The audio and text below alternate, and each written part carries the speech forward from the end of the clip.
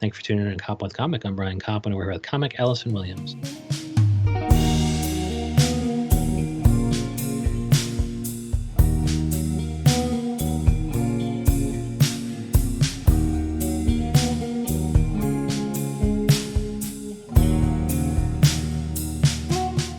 Alison Williams, how the hell are you? I'm doing good. I'm excited to be here. Oh, good. Thank you so much, because you're a big Boogie Manja person. Yes, I am. I'm a writer on the Boogie Manja team. Scrunchy. Okay, yeah, so Boogie Manja is a big sketch comedy troupe, but there's several teams within Boogie Manja, and one of which is Scrunchy. Yeah, Scrunchy. Yeah. And I know Tiffany Firebaugh said that she did a sketch in Boogie Manja where she does kind of an ode to her, I don't know, her favorite hair tie or something as it lost its elasticity. And so I suppose that could be a Scrunchy. Is she on your team, Tiffany Firebaugh, or no? She's not, no. And is Angela Palladino on your team, or not at all? She's not either, no. All right, well, I'm so glad it got a representative from Scrunchy. Ethan David was on my team 2 seasons ago. Yes, Ethan David, so fucking hilarious. And so I know that you had him on an episode in the past, so I was like, oh, it's good to see one of my fellow teammates on the podcast. It's not enough to just have, like, I think when I reached out to you, I was like, Boogie Manja, I've had a couple people on there, and I guess it's not enough to have Boogie Manja people on there. You need to have people within that particular team, and now I have 2 on Scrunchy. Yeah. Yes, fuck yeah. Well, he's not on Scrunchy, but he was on my team 2 seasons ago, and we were called Electric Mouse. Does every team need a hilarious name like Electric Mouse and Scrunchy? Yeah, pretty much. If you can't make your team name funny and memorable, you shouldn't be writing for Boogie Manja. Yeah, no, you can't. And so we follow you in the meantime. You are the real Alison W, because you're the only Alison W we care about, and you're that on both Twitter and Instagram. Yep. Oh, and what we're going to talk about real quick kind of has to do with, comedy writing and comedy writing for Twitter and things like that. But we share something in common. I think that you have experience with stutter. What can you say about it? Yeah. So I am a person who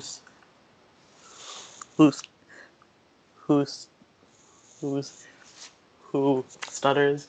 As you can hear, I've been stuttering since I was 3. It's just been something that I've kind of dealt with for forever. And then, yeah, I deal with the stammer a little bit. And so although I've been on like competitive moot court argument teams during law school, like I do occasionally kind of stammer in the middle of a sentence. And then out of that, though, I will, I'm like Willy Wonka, I'll kind of stumble around, and then I'll do a perfect somersault into standing up. Like I will stammer into a beautiful sentence, and it kind of works, but I do have it. And some other people are a little bit more deliberate with their speech. And I'm like, wow, that person is just thinking of what they want to say, and they say it perfectly, and I can't really relate. Yeah, I mean, I feel like it's kind of, I've always loved comedy and loved making people laugh, and I think that the fact that I do have a stutter kind of held me back for a while, and now I just kind of it is what it is. Yeah, has it affected the comedy journey where you're thinking like now I see you're doing all these funny front-facing videos on the Alison W on Instagram, and I know people were retweeting a video you did on Twitter, but had you hesitated before the pandemic to do kind of actually performing, and that's why you were behind the scenes with writing, or no? Yeah, I mean, so when I first got into comedy writing, I was taking classes at UCB, and I was really skeptical to do improv just because it was, it's all talking. So that's I think that's a little bit of why I went into sketch first. I did take some improv classes, which I was scared as hell every time. But I did have a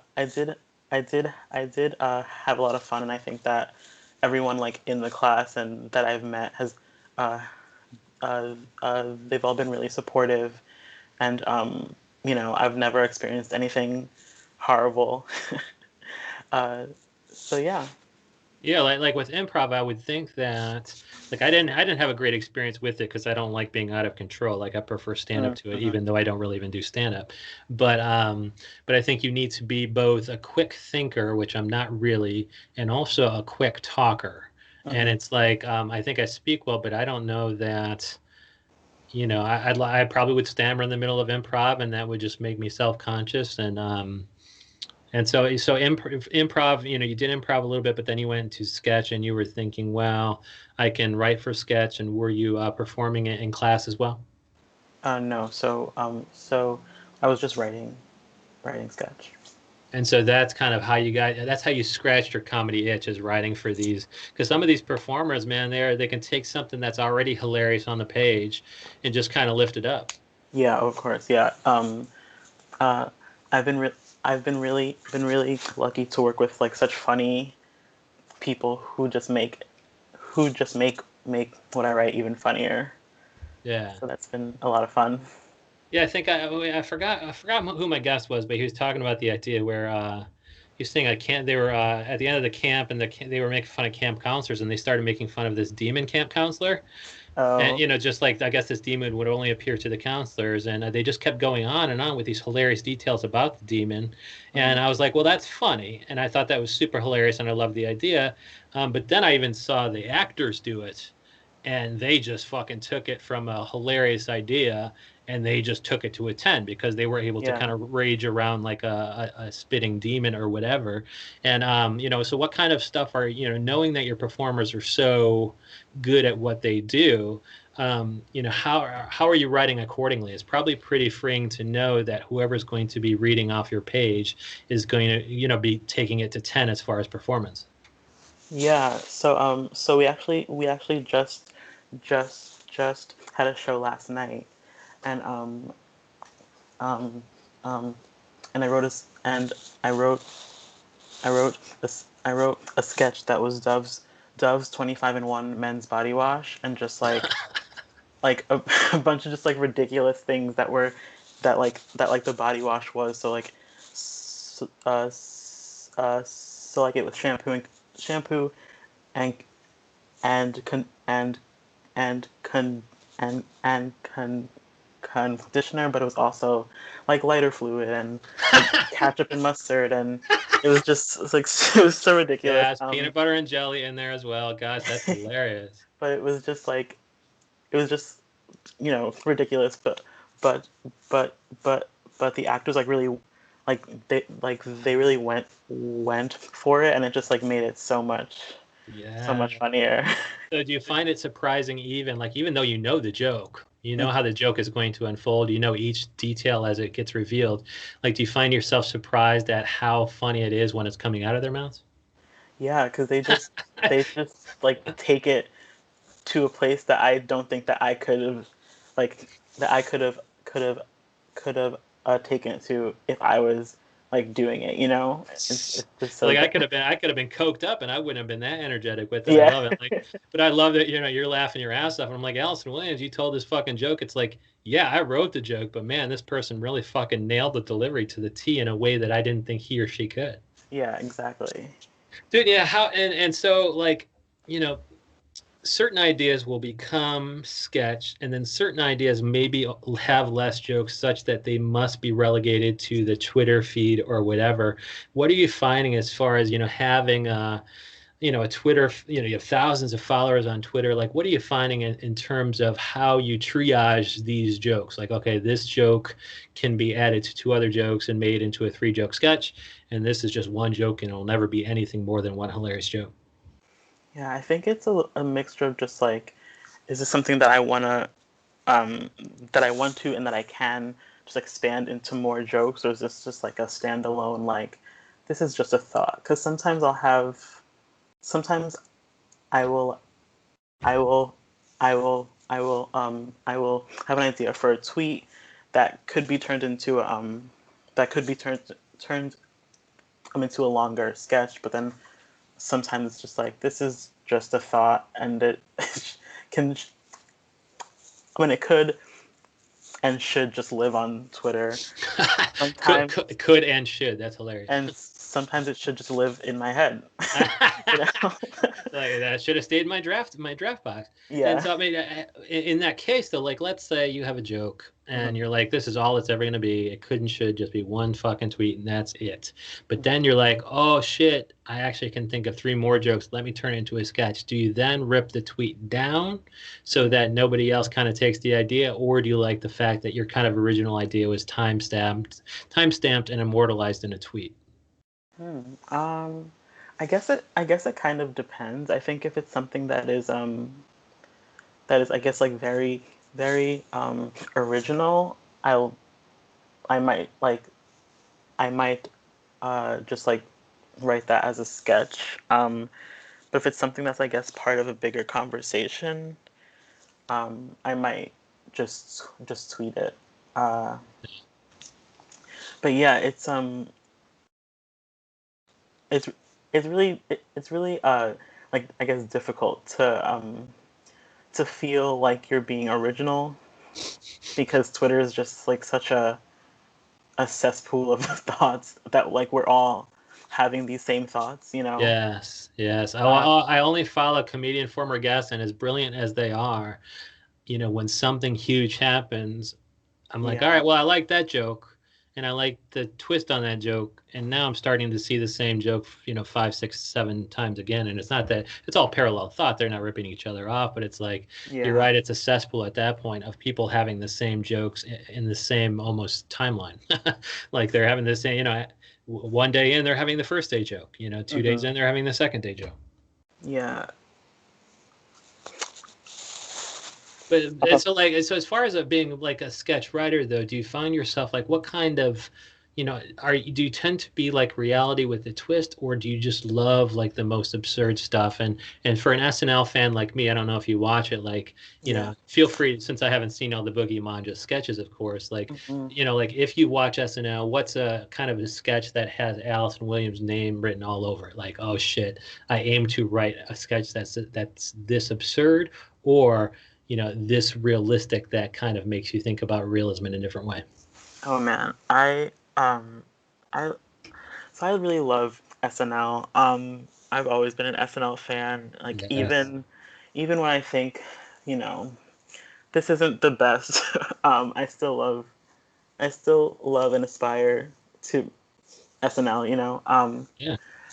I'm trying to think, what's a sketch that I really love. So there's one from when uh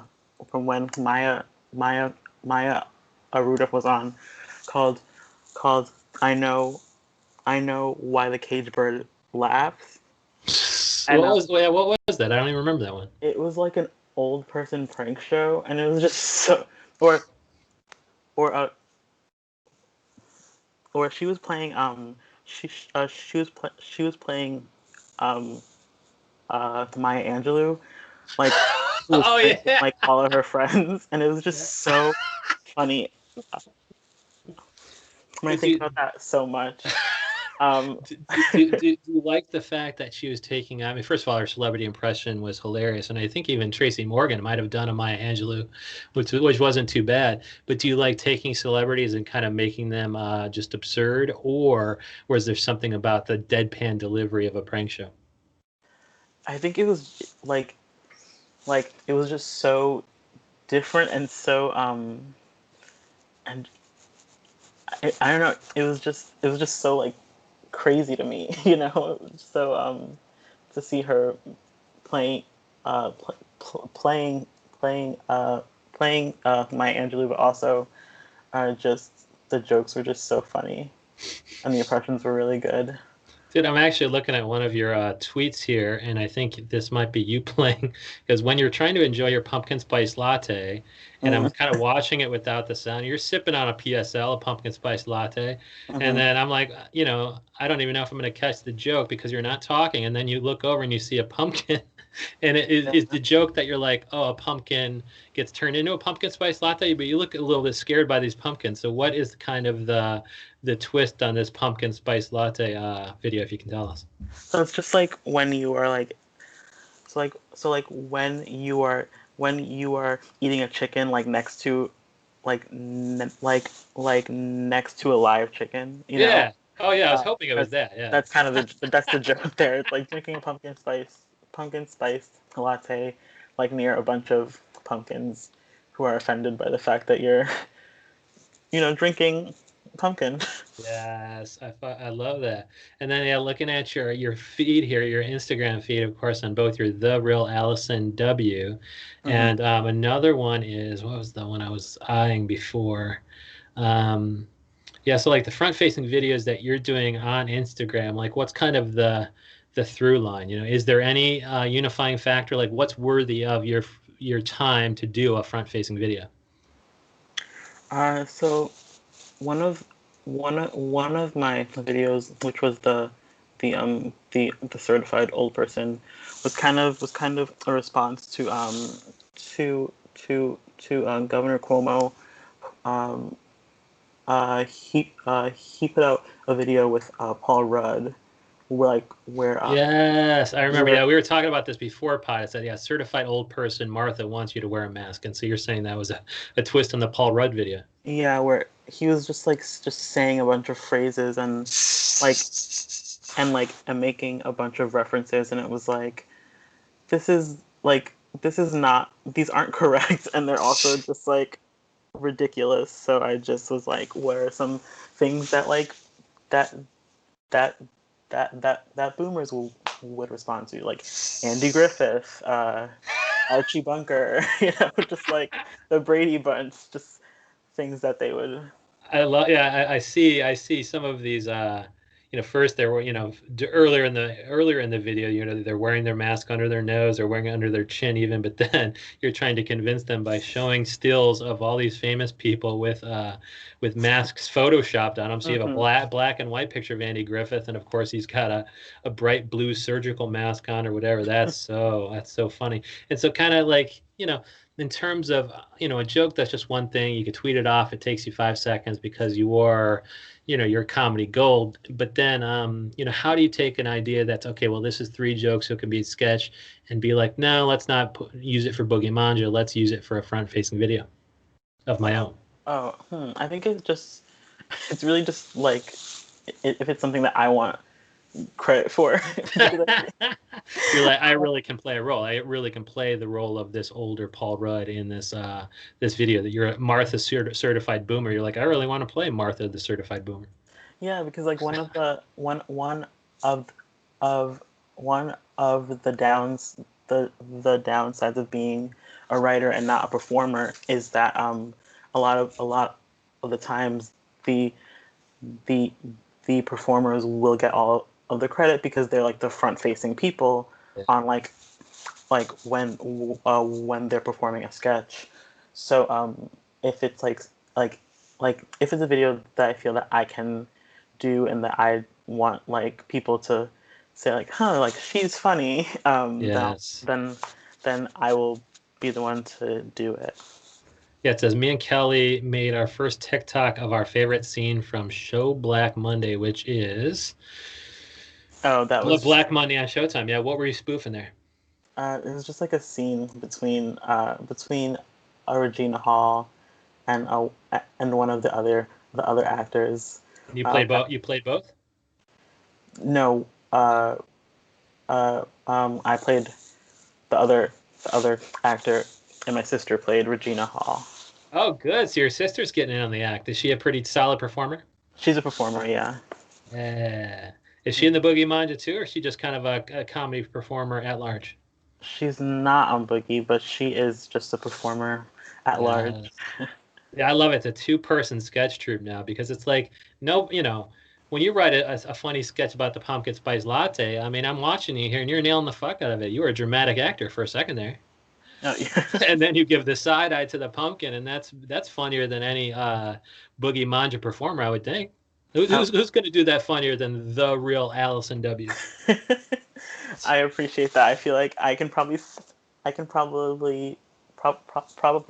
probably think of some people who could do it funnier, but I appreciate that. You're like, I'm gonna get 100% credit because I wrote the jokes in this sketch. I love that. It's like, yeah, somebody else could do it, but they will have their own front-facing videos that are slightly less funny because they might be performed great, but they don't write like the real Allison W, which we follow both on Twitter and Instagram. And then, is there anything else you got coming up? Like, how often are you releasing these front-facing videos? It's very it's very irregular. It kind of just like whenever I have an idea, I'll kind of put it together. But but I do have my boogie show every month. Our next show is November 13th, and then I'm not sure when the next one is after that. But yeah.